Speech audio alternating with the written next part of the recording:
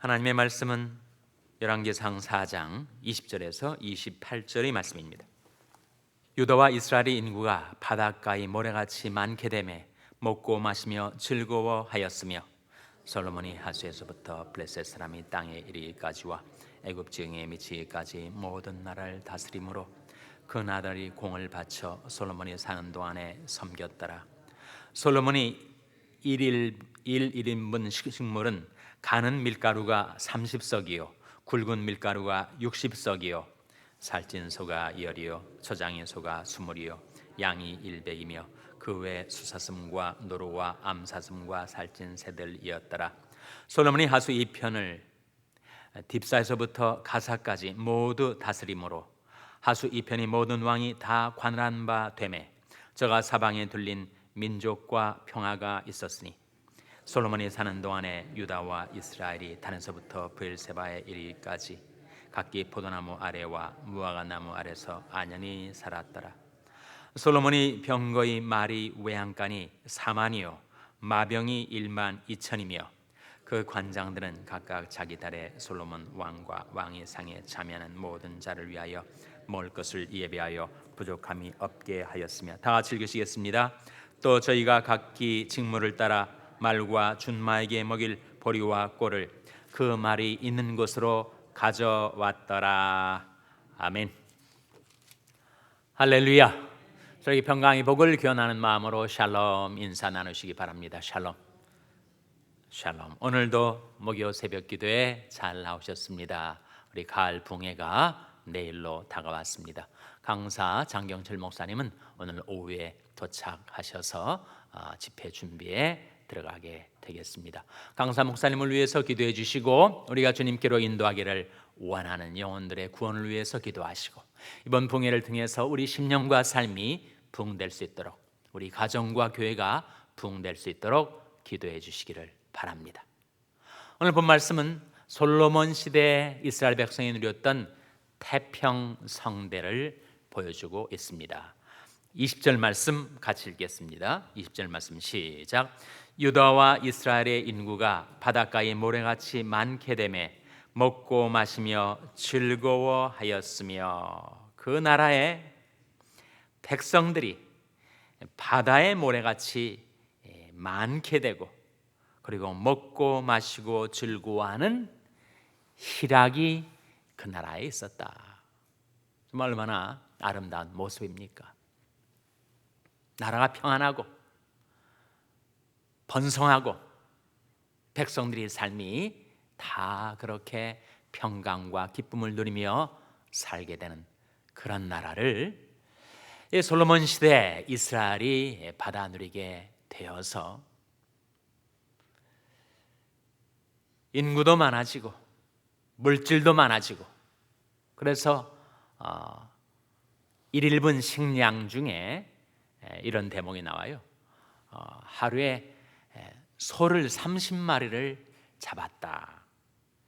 23절에 보시면 살찐 소가 10이요 초장의 소가 20이요. 누가 먹는 거냐면 솔로몬의 1인분 식물이 그렇다는 겁니다. 22절에 보시면 솔로몬이 1인분 식물은 가는 밀가루가 30석이요 굵은 밀가루가 60석이요 살찐 소가 10이요 초장의 수가 20이요.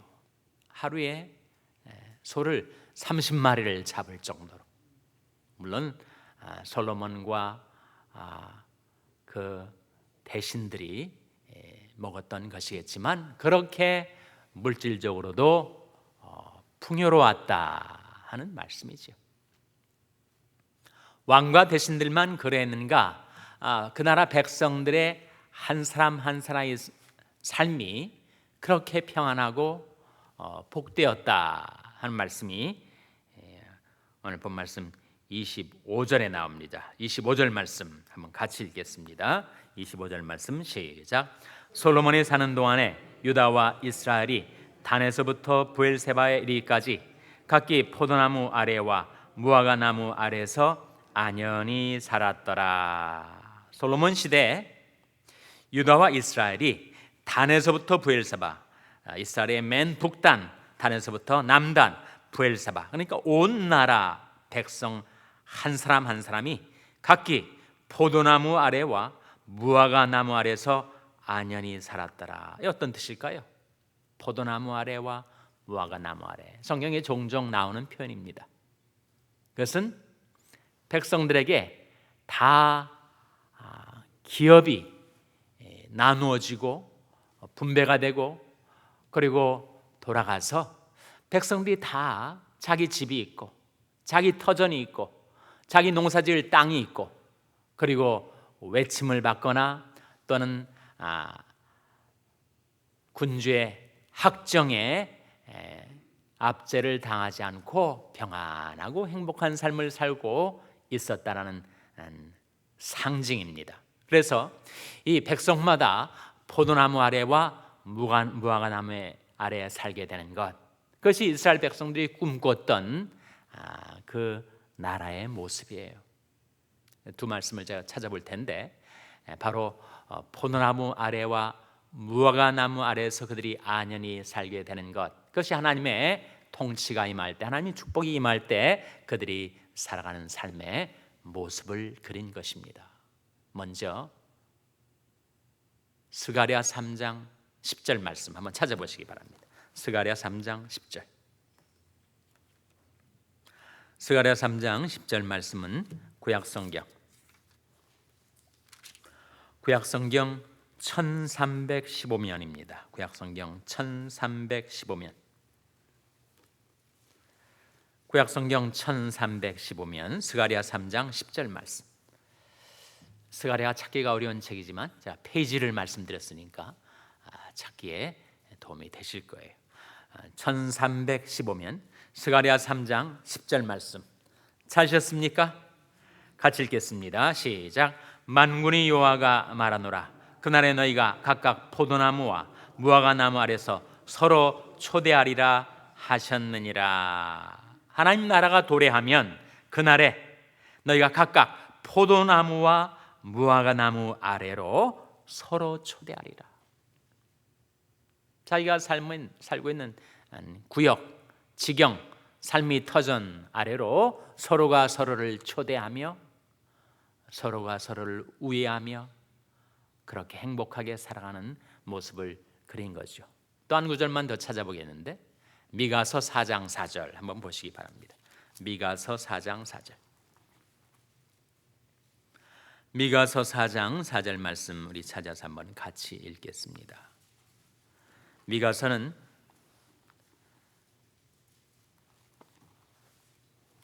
미가서 4장 4절 말씀, 구약성경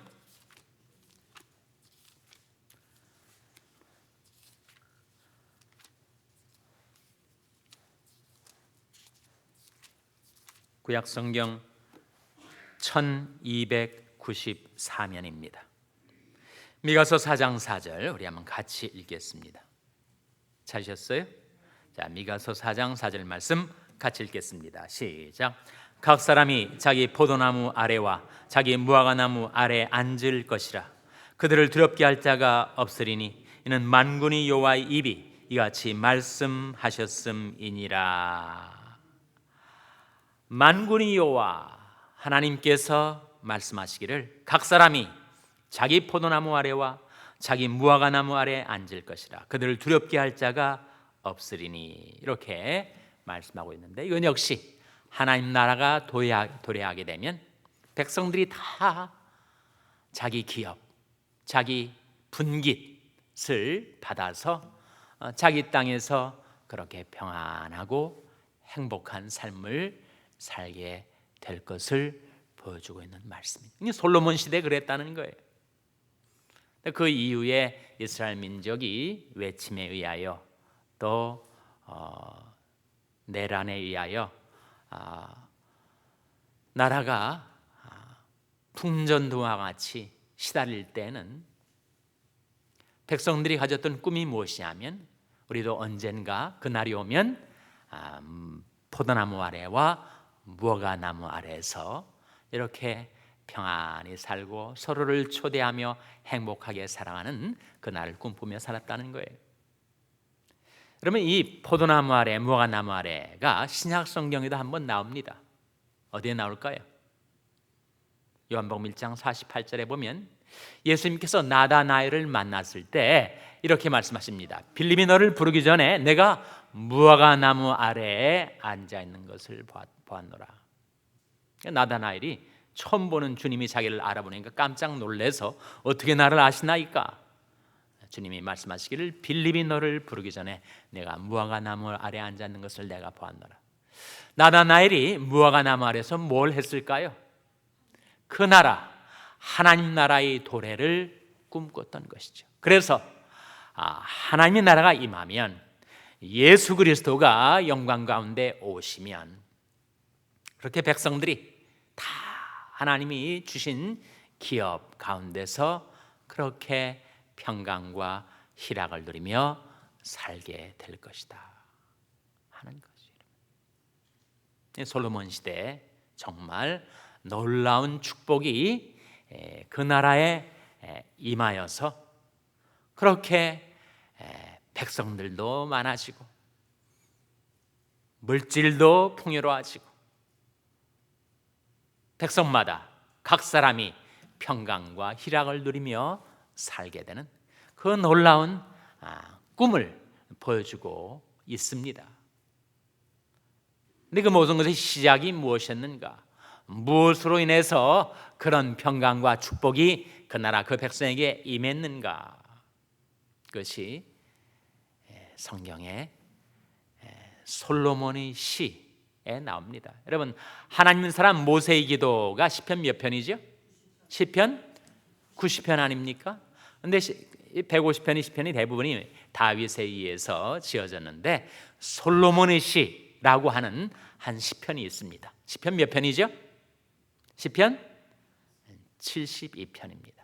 시편 72편 1절 한번 같이 읽겠습니다. 시편 72편 1절 말씀 우리 찾아서 한번 같이 읽겠어요. 구약성경 853면 시편 72편 1절 앞에는 뭐라고 나와 있죠? 솔로몬의 시 그렇게 나오잖아요. 솔로몬에 의해서 지어진 시편이 시편 72편이구나. 모세에 의해서 지어진 시편은 시편 90편이구나. 우리가 그것을 발견할 수가 있죠. 자, 1절 말씀 같이 읽겠습니다. 시작.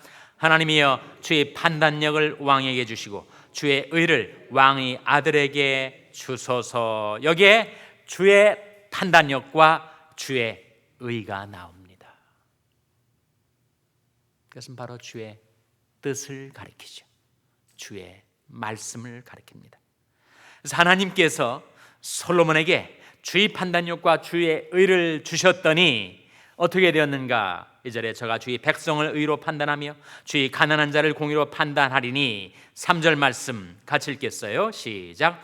의로 인하여 산들이 백성에게 평강을 주며 작은 산들도 그리하리로다. 무엇으로 인하여 백성에게 평강이 임하게 되었다고요? 의로 인하여. 이 성경이 보여주는 중요한 원리 아닙니까? No justice, no peace. justice가 없으면, 의가 없으면 평강도 없다. 근데 의가 임하면 평강이 오고 평강이 오면 희락이 따른다. 하나님 나라가 의와 평강과 희락이라고 하지 않았어요?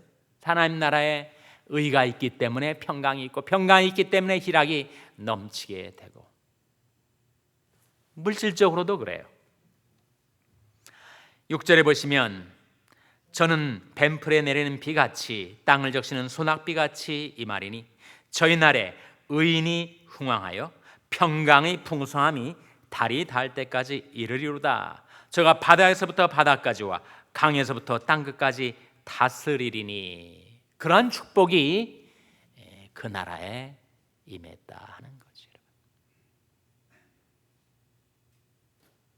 우리 삶 속에서도 정말 이러한 하나님 나라의 도래, 하나님이 오셔서 하나님이 나의 영원한 기업이 되시고 이 세상적으로는 내가 재벌이 되지는 않지만 내가 살 거처가 있고 홈리스가 되지 않고